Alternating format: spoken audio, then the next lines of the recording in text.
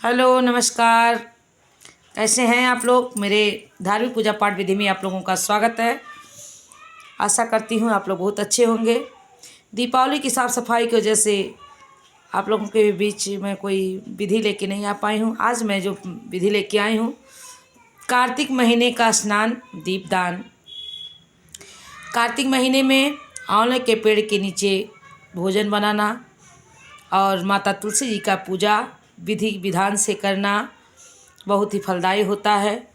तो अगर आप लोगों के दरवाजे पे अगर कहीं आंवले का पेड़ हो तो कार्तिक महीने में आप आंवले के पेड़ के नीचे भोजन ज़रूर बनाइए, वो प्रसाद तुल्य हो जाएगा।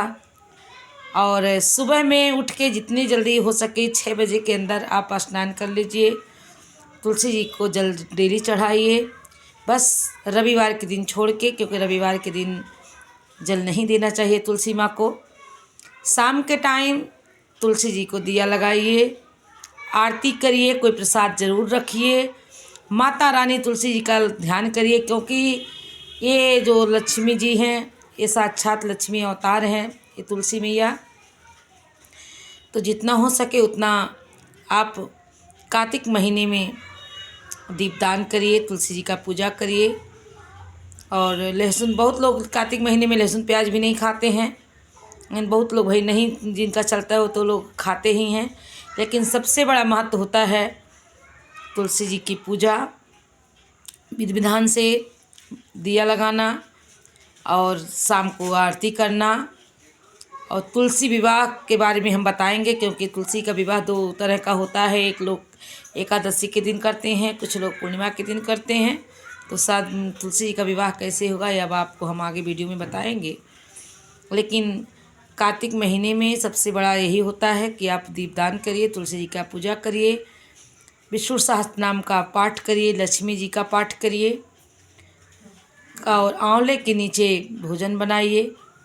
आंवले का को जल दीजिए, आंवले का दान करिए, सबसे बड़ा महत्वपूर्ण है। आइए हम एक छोटा सा कथा कहते हैं।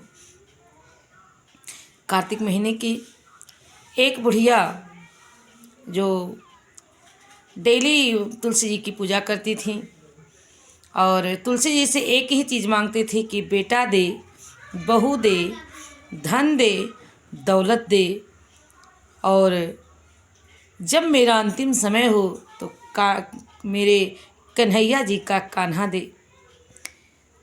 रोज़ तुलसी माँ से ही मांगती गई, लेकिन धीरे धीरे तुलसी जी सूखने लगीं। एक दिन ठाकुर जी पूछते हैं तुलसी जी से कि तुलसी, तुम तो सूखती जा रही हो, क्या बात है। तुलसी जी कहने लगी, ठाकुर जी क्या करूँ, ये बुढ़िया रोज़ पूजा करती है तो कहती है बेटा दे, बहू दे, पोता दे, नाती दे, धन दे, दौलत दे, लेकिन अंतिम समय में मेरे कन्हैया जी का कान्हा दे। तो मैं सब कुछ तो दे सकती हूँ, लेकिन कन्हैया जी का कान्हा मैं कैसे दूंगी।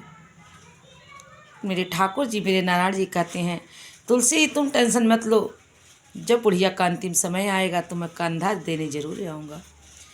बुढ़िया का अंत समय आता है, तुलसी माता सब कुछ दे देती हैं।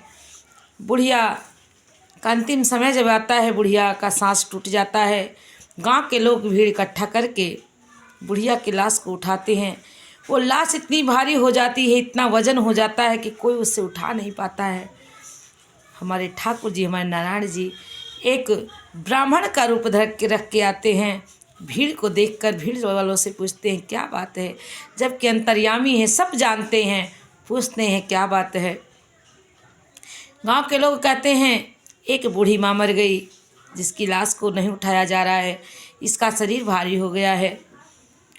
ठाकुर जी जो ब्राह्मण के भेष में आए हैं, जाते हैं बुढ़िया के कान में, कहते हैं कि हे बुढ़िया माई, तूने जो जो मांगा वो सब मिल गया, और तुमने एक और वर मांगा था कि अंतिम समय में मुझे कन्हैया का कान्हा चाहिए, तो मैं कान्हा देने आया हूँ। और ठाकुर जी अपना कान्हा अपना कंधा से लगा के उसके लाश को जैसे उठाते हैं, उसका शरीर हल्का हो जाता है। अंत समय में ठाकुर जी उसको कंधा देते हैं। तो ये कार्तिक महिमा का बहुत ही बड़ा महत्व है। आप तुलसी जी का पूजा करिए, ध्यान करिए, पाठ करिए। मेरी कथा अच्छी लगी हो तो कमेंट में ज़रूर बताइएगा। नमस्कार, प्रणाम।